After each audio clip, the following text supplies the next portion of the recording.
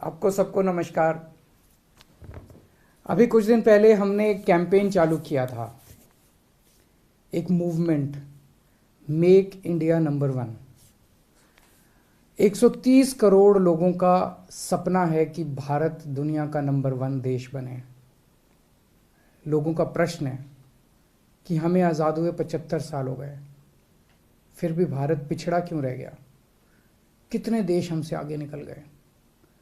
आज जब दुनिया में कहा जाता है कि भारत एक गरीब देश है, भारत एक पिछड़ा देश है, बहुत तकलीफ होती है।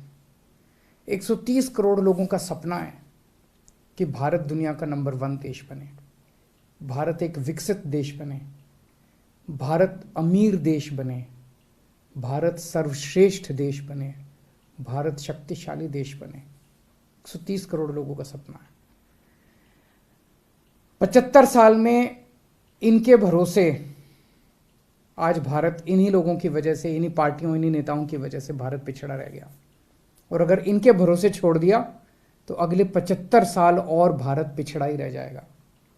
अब 130 करोड़ लोगों को साथ आना पड़ेगा, 130 करोड़ लोगों का अलायंस करना पड़ेगा, 130 करोड़ लोगों को एक टीम की तरह, एक परिवार की तरह हम सब लोगों को मिलकर मेहनत करनी पड़ेगी।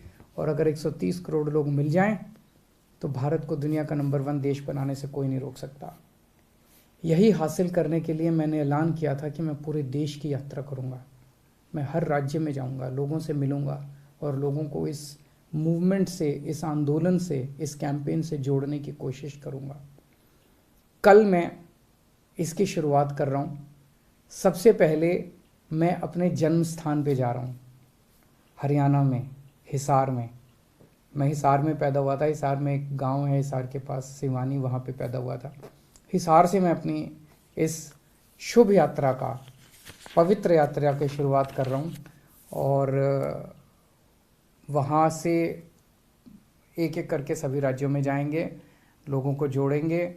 जो लोग इस आंदोलन से जुड़ना चाहते हैं, make India number one campaign से, हमारे को इस नंबर पे मिस कॉल करके आप जुड़ सकते हैं। 95100100 95100100 इस नंबर पे मिस कॉल करें और आप हमारे साथ जुड़ जाएंगे। मैंने अक्सर कई बार बोला है कि भारत को दुनिया का नंबर वन देश बनाने के लिए बहुत सारे काम करने हैं, लेकिन एक चीज कहते हैं ना, necessary but not sufficient condition. Necessary condition ये है कि जब तक हमारे देश के हर बच्चे को अच्छी से अच्छी शिक्षा नहीं मिलेगी, शानदार शिक्षा नहीं मिलेगी, फर्स्ट क्लास शिक्षा नहीं मिलेगी, जैसे अमीरों के बच्चों को प्राइवेट स्कूलों में जैसी शिक्षा मिलती है वैसी शिक्षा इस देश के हर बच्चे को, चाहे वो मिडिल क्लास का हो चाहे वो गरीब हो, उसे अच्छी से अच्छी शिक्षा नहीं मिलेगी और फ्री में शिक्षा नहीं मिलेगी, तब तक देश आगे नहीं बढ़ सकता। 1947 में हमारा देश आज़ाद हुआ। उसके बाद से हमने कई इलाकों में, क्षेत्रों में तरक्की तो की है, लेकिन एक जो सबसे बड़ी गलती रह गई देश आज़ाद होने के टाइम पे, जैसे ही देश आज़ाद हुआ था, हमें सबसे पहला काम ये करना था, गांव-गांव के अंदर शानदार सरकारी स्कूल बनाने चाहिए थे। कोने कोने के अंदर शानदार सरकारी स्कूल बनाने चाहिए थे। अगर हम उस टाइम ये काम कर जाते, आज भारत के लोग जो हैं वो शिक्षित होते, और एक शिक्षित अगर पूरा देश होता, सारे बच्चों को अच्छी शिक्षा मिली होती, हमारा देश गरीब देश नहीं होता। 75 साल खराब हो गए। कल प्रधानमंत्री जी ने एक ऐलान किया कि 14,500 सरकारी स्कूलों को देश भर में अच्छा बनाया जाएगा, मॉडर्न बनाया जाएगा। बहुत अच्छी बात है, लेकिन 14,500 स्कूलों से क्या होगा? देश में 10.5 लाख सरकारी स्कूल हैं, 10.5 लाख। अगर 14,500 स्कूल एक साल में अगर करेंगे तो 100 साल लग जाएंगे 10 लाख स्कूलों को, 70-80 साल लग जाएंगे 10 लाख सरकारी स्कूलों को ठीक करने में। इतना टाइम तो नहीं है। 75 साल खराब हो गए।